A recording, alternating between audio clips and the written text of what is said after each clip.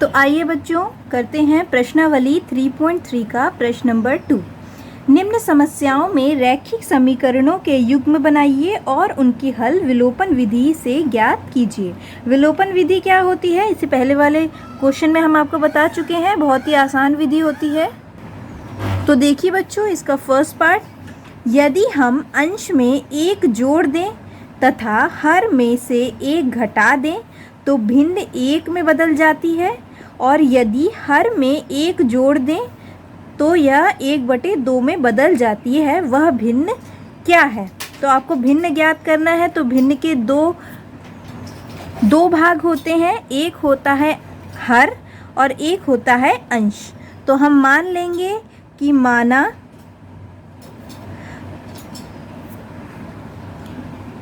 अंश बराबर x और जो हर है उसको हमने मान लिया y। तो आपका जो भिन्न है वह बन जाएगा x/y।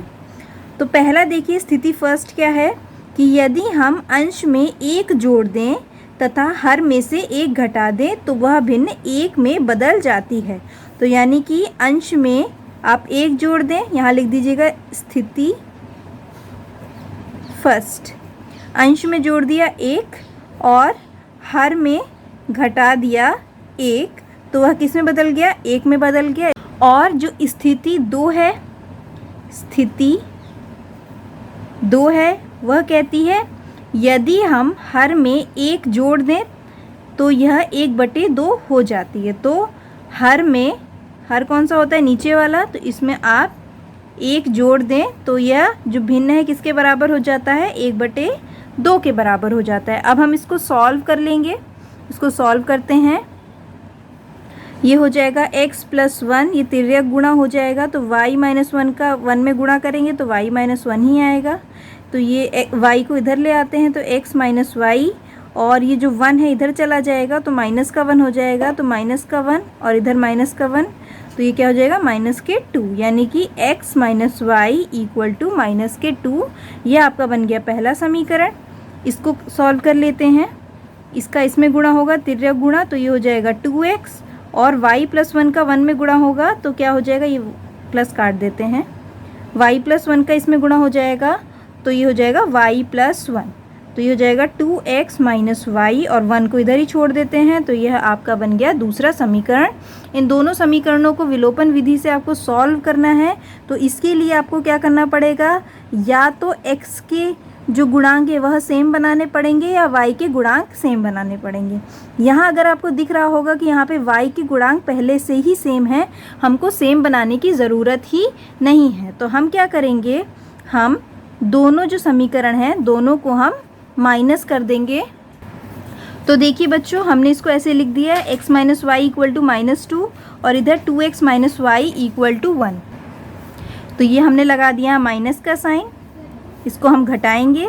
तो घटाने के लिए क्या होता है कि जो यहाँ पे मतलब यहाँ हमको निशान चेंज करने पड़ते हैं। तो यहाँ पे जो 2x है यह क्या है, पॉजिटिव है, तो इसको हम नेगेटिव कर देंगे।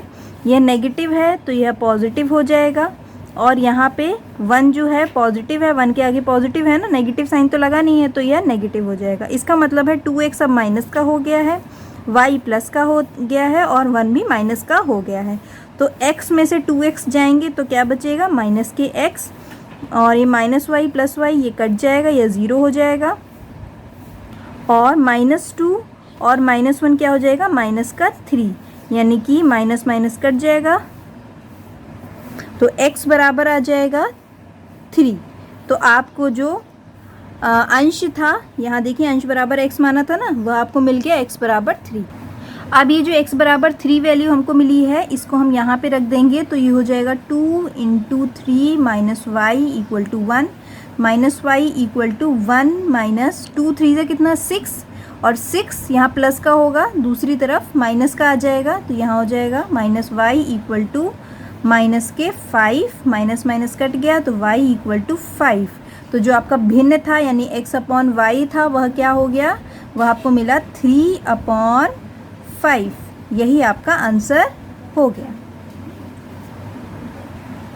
देखिए अब सेकंड क्वेश्चन क्या है। 5 वर्ष पूर्व नूरी की आयु सोनू की आयु की 3 गुनी थी।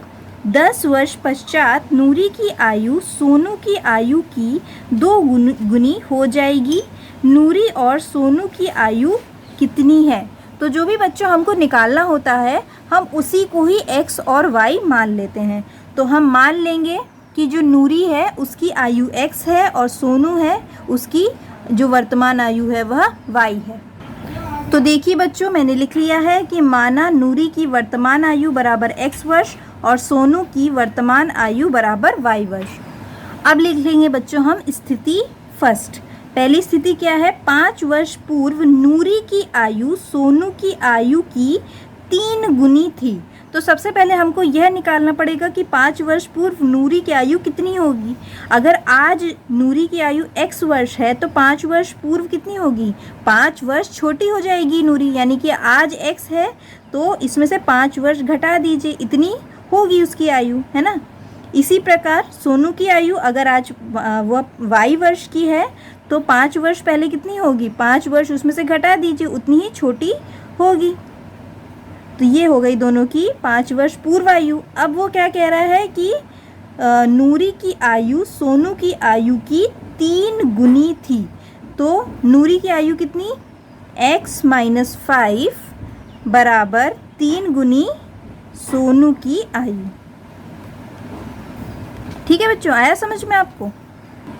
तो बच्चों आपको ये समीकरण मिल गया। अब इसको हम थोड़ा सा और अच्छे से सॉल्व कर लेते हैं। तो ये x - 5 इक्वल टू हो जाएगा 3y - 15, है ना।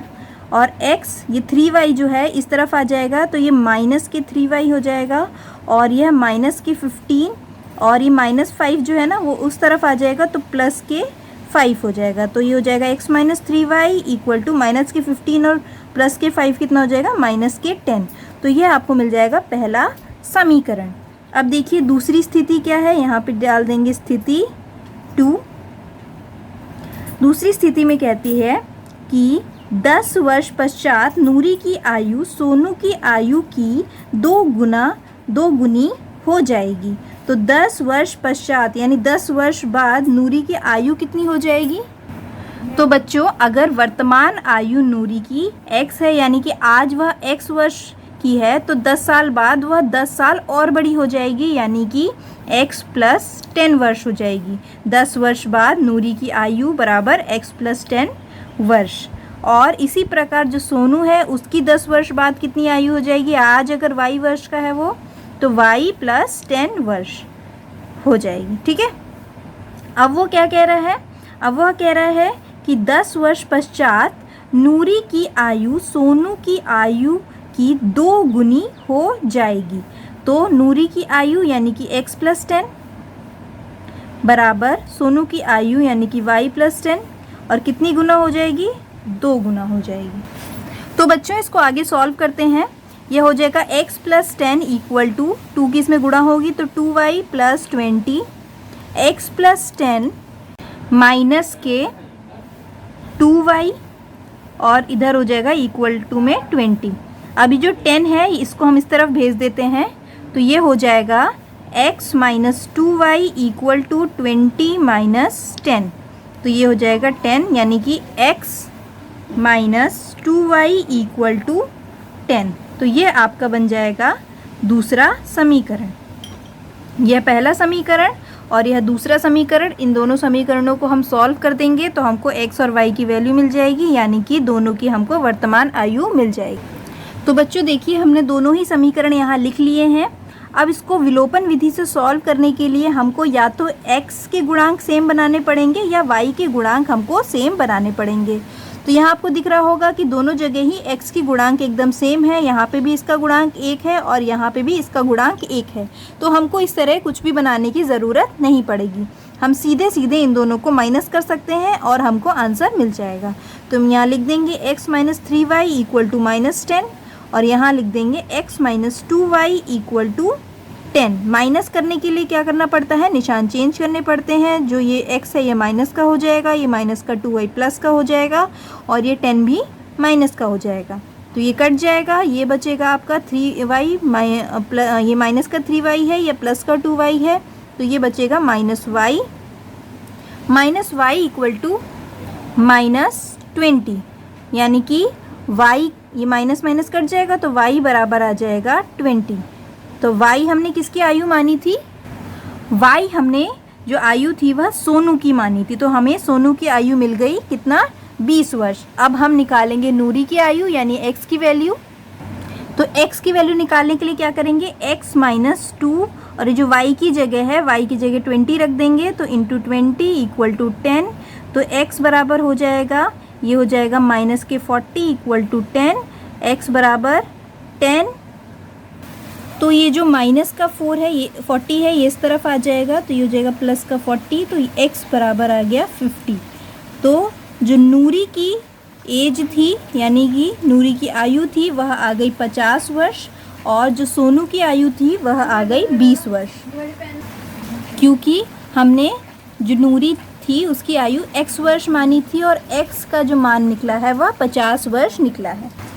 तो देखिए बच्चों, नूरी की आयु बराबर 50 वर्ष और सोनू की आयु बराबर 20 वर्ष। यह आपका आंसर निकल गया।